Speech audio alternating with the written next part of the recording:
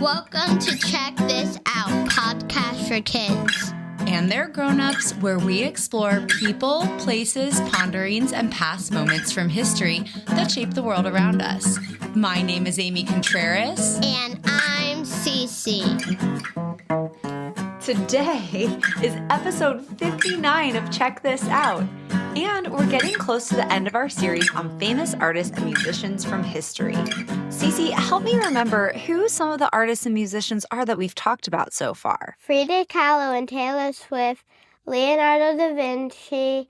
We've also talked about Pablo Picasso, Bob Marley, Aretha Franklin, Georgia O'Keeffe, and the Beatles. Oh my gosh, you remember all of them. Yeah, and now we're getting down to our last two episodes. So next week, we'll introduce you to Stevie Wonder. And this week, we are going to learn about Michelangelo. That's right. Michelangelo is another world-famous artist from the Renaissance. Check this out. The Renaissance was a period in European history. It began way back in the 1300s during the late Middle Ages, and it ended during the 1500s, which is when the modern era began. Renaissance means rebirth in French. That's right, Cece. And during the Renaissance, there was a rebirth of interest in ancient Greece and Rome. The Europeans of the Renaissance took ideas from the ancient people and then developed their own. During this time, they also made lots of scientific discoveries and created great art that we still talk about today. Some famous Renaissance artists include Leonardo da Vinci, who we learned about recently. Yeah, as well as Michelangelo, who we're going to talk about today. Other famous Renaissance artists were Raphael and Donatello. What? Why are you saying what, Cece? Because that's all the Ninja Turtles. You are right.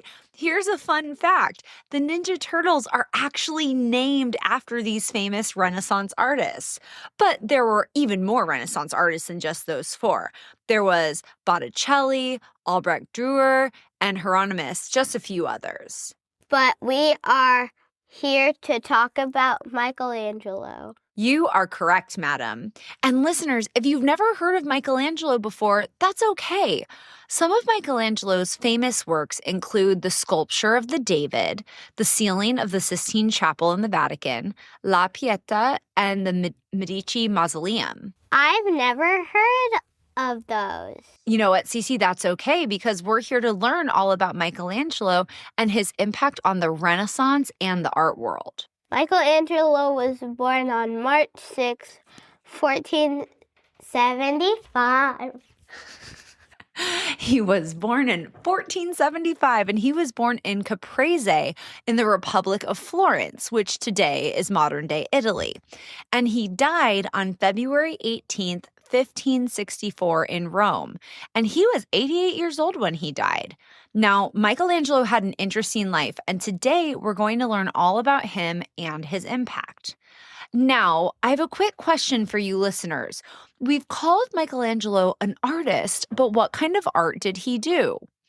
Did he A, draw, B, paint, C, sculpt, D, do architecture, or E, all of the above? Was it E, all of the above? Cece, that is correct. Michelangelo is another example of the term Renaissance man, which is a person who's good at lots of different things. But Michelangelo considered himself to be a sculptor, and he is often most remembered for his sculptures, but also his paintings. Let's go back to the beginning. Michelangelo grew up in Florence, and he became an artist apprentice at age 13. He lost his mother at a young age, and he was the son of a government administrator. Michelangelo had 2 apprenticeships when he was young. His first was with a painter named Domenico Ghirlandaio at age 13, where he learned fresco painting. Actually, I have one question. Sure, kiddo. What's your question? My question is, how old was he when his mother died?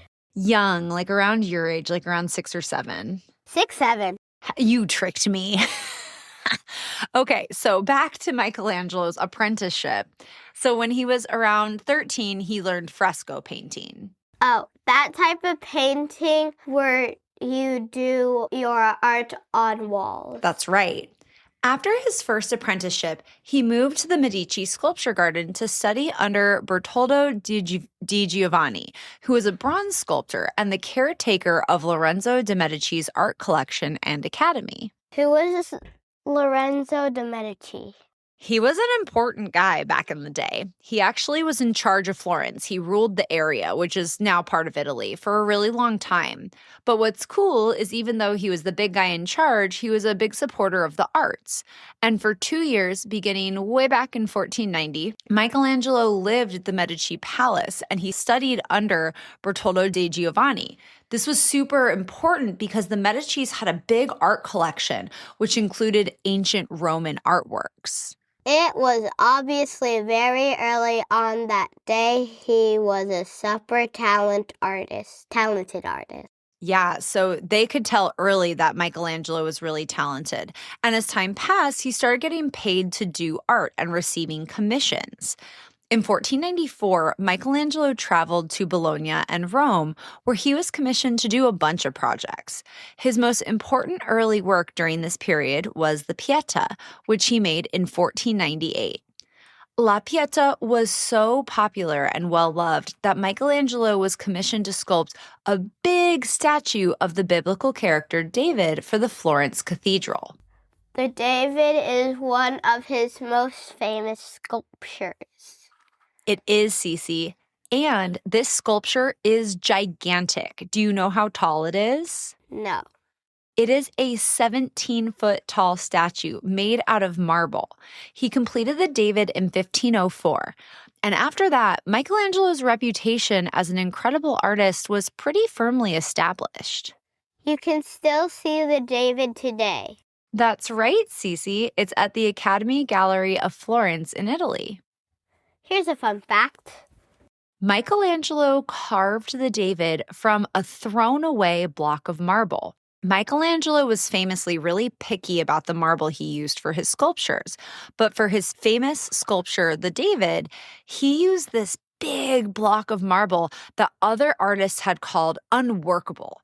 And this giant slab of marble even had a nickname. It was known as the Giant. And years before he used it, this massive marble slab had been sitting abandoned for 40 years. Check this out. Now, Michelangelo was a famous artist during his lifetime. Many artists don't gain fame during their lifetime, so he was kind of unusual in this way. In fact, he was the first Western artist who had a biography published about him while he was still alive.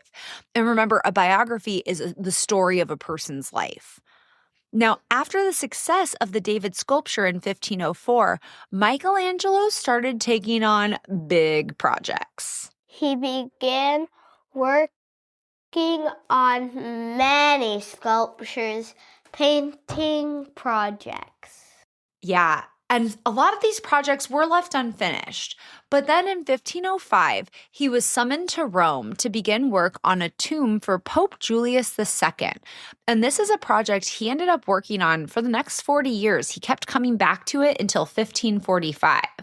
Mom, I thought you said the Sistine Chapel was something he did. Yes, this may be his most famous work ever, and it was a painting. So even though he thought of himself more as a sculptor, one of his most famous artworks was a painting. Okay, tell me more. He painted the ceiling of the Sistine Chapel with scenes from the Old Testament in the Bible.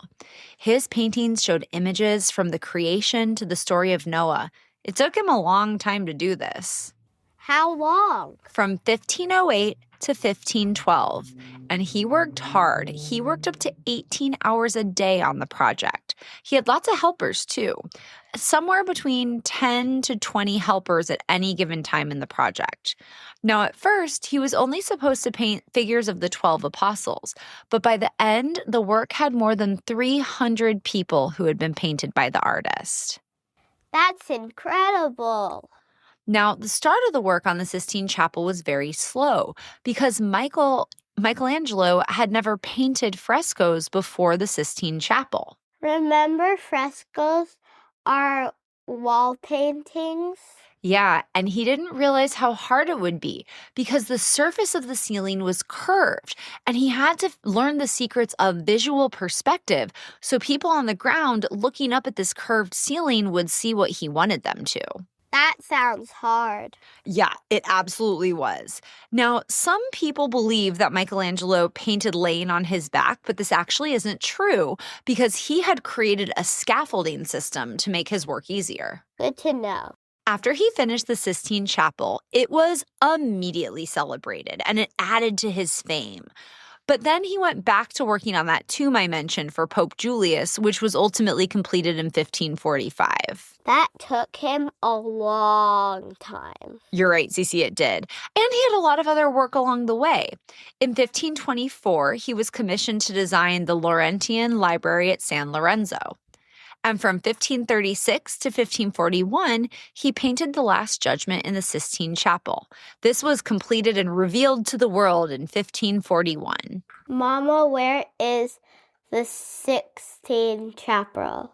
The Sistine Chapel is located inside the Vatican Museums in Vatican City.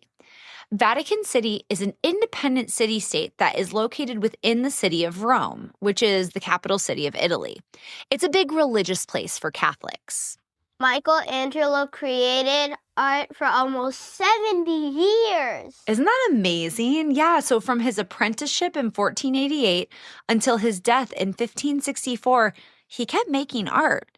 His last project was the Pieta Rondanini. But he didn't finish. You're right. It is an unfinished sculpture of the baby Christ and Virgin Mary. He was working on this sculpture when he died in 1564. Michelangelo had a remarkable career.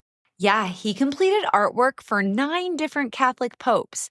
His amount of work for the Vatican was huge, and it included everything from making really beautiful ornamental knobs for the Pope's bed to spending those 4 years painting the ceiling of the Sistine Chapel. What else should we know about him? Good question.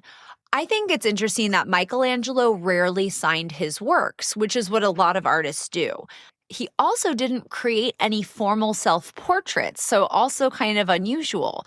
But he sometimes hid versions of his own face in his paintings and sculptures. If I ever become an artist, I'm going to copy that idea.